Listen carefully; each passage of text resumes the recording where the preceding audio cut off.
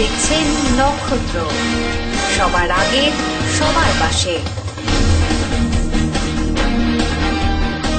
অতিরিক্ত বিদ্যুতের বিলের চাপ সহ্য করতে না পেরে আত্মহত্যা করল এক বৃদ্ধ বলে অভিযোগ।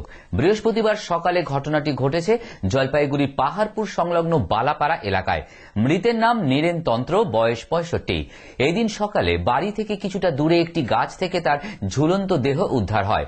পরিবারের অভিযোগ, বিদ্যুৎ দপ্তর থেকে বিগত এক বছরে 1,46,577 টাকা বিল পাঠানো হয়। পাশাপাশি বিদ্যুৎ দপ্তরের পক্ষ থেকেও নীরেনবাবুর বিরুদ্ধে বিদ্যুৎ চুরির অভিযোগ এনে পুলিশে অভিযোগ দায়ের করা হয়।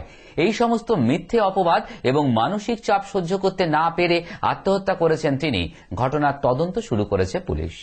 পাহাড়পুর সংলগ্ন বালাপাড়ায় 31D জাতীয় সড়কের পাশে দীর্ঘ কয়েক বছর ধরে নীরেনবাবু একটি ছোট চায়ের দোকান চালিয়ে আসছেন। দোকানের পেছনেই তার বসত বাড়ি রয়েছে।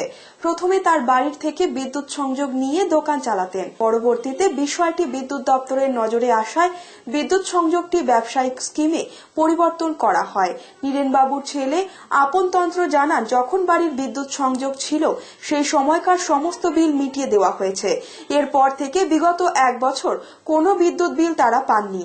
অপরদিকে দোকানে কেবলমাত্র 2টি বাল্ব জ্বলে, তার জন্য এত বড় অঙ্কের বিল আসতে পারে না বলে দাবি। আপনবাবু আরো জানান, 2014 সালের ডিসেম্বর মাসের শেষের দিকে বিদ্যুৎ দপ্তর থেকে তাদের ডেকে পাঠানো হয়। সেই সময় তাদের হাতে 23/12/2013 থেকে 23/12/2014 পর্যন্ত বিদ্যুৎ খরচ বাবদ 1,46,577 টাকার একটি বিল দেওয়া হয়। পাশাপাশি জানিয়ে দেওয়া হয় তার বাবা বিদ্যুৎ চুরি করেছেন, তার বিরুদ্ধে আইনি পদক্ষেপ নেওয়া হয়েছে। বিল না মেটানো হলে আইন অনুযায়ী শাস্তি হবে। এরপর থেকেই নীরেনবাবু মানসিকভাবে ভেঙে পড়েন বলে অভিযোগ। এদিন সকালে নীরেনবাবুকে বাড়িতে না পেয়ে খোঁজাখুঁজি শুরু করেন তার পরিবারের লোকেরা। স্থানীয় বাসিন্দারা খবর দেন, বাড়ির থেকে কিছুটা দূরে একটি গাছে গলায় দড়ি দিয়ে তিনি আত্মহত্যা করেছেন। ওই যে লাইনের বিলের জন্য আজকে হত্যা করে দিল আমার স্বামী। হ্যাঁ, 1.5 লাখ টাকা আসছে, ওই মাথা চিন্তা ধরছে। হ্যাঁ, ওই জন্য আজকে আবার একটা গরিব মানুষ, আমরা তো জানি না এগুলা। হ্যাঁ, 4 বছর থেকে বলে বিল আসে নাই। বিলটা আসলে না আমরা বিলটা দিয়ে দিতাম, তখন না আইসে আমি কিভাবে বিলটা দেব। তখন এখান থেকে পুলিশে আইসে, পুলিশে ইয়ে করে নিয়ে এরেস্ট হয়ে গেছে।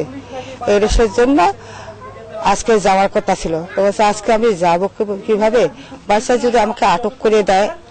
হ্যাঁ, তারপরে তো আজকে তো সকালবেলা ভোরবেলা সরাই আমার কাছে নিল, তা আমাকে কিছু বলে নেই, বলে তুমি ঘুমাও, আমি ঘুমাইতেছি। ওদিকে ফাঁসি লাগছে গাছে, তারপর কিছু নাই, আমাদের দোকানে একটা ফ্যান আছে, আর যখন ইয়ে করে টুপি আমাদের বাড়িতে নাই। কোতোয়ালি থানার পুলিশ গিয়ে মৃতদেহটি উদ্ধার করে ময়নাতদন্তের জন্য পাঠায়। বিদ্যুৎ দপ্তরের আচরণে বিক্ষোভ প্রকাশ করেন স্থানীয় বাসিন্দারা। বিদ্যুৎ দপ্তরের ডিভিশনাল ম্যানেজার গোবিন্দ তালুকদার জানান, নীরেনবাবুর বিরুদ্ধে বিদ্যুৎ চুরির অভিযোগ রয়েছে।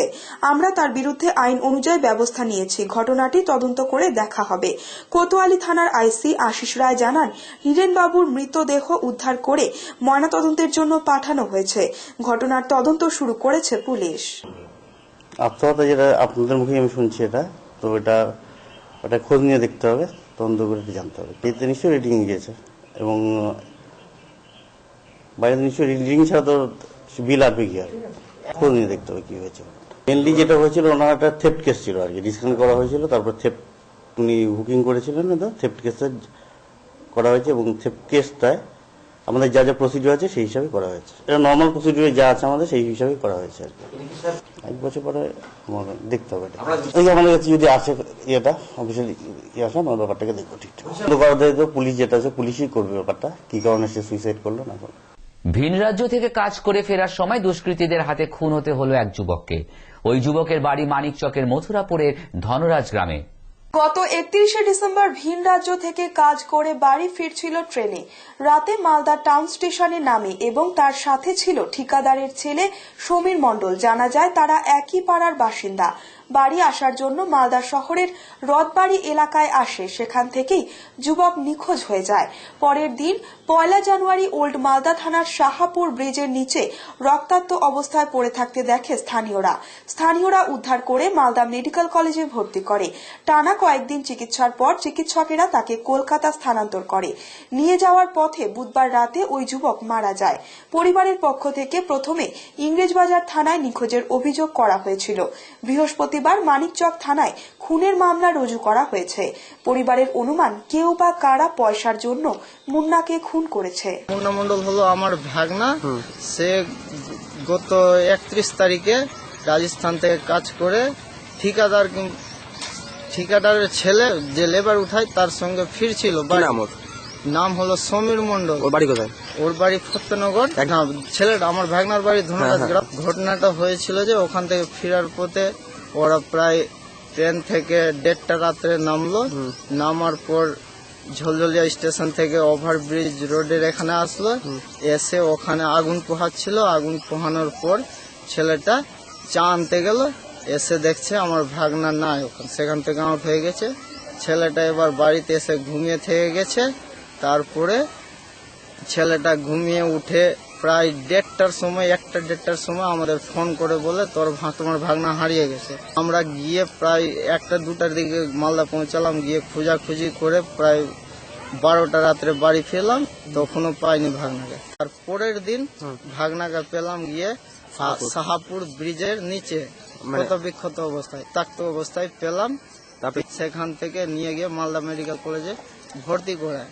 ফের সময় একটা বিজ্ঞাপন বিরতির। ফিরে আসছি বিরতির পর, ততক্ষণ সঙ্গে থাকুন নক্ষত্র নিউজ।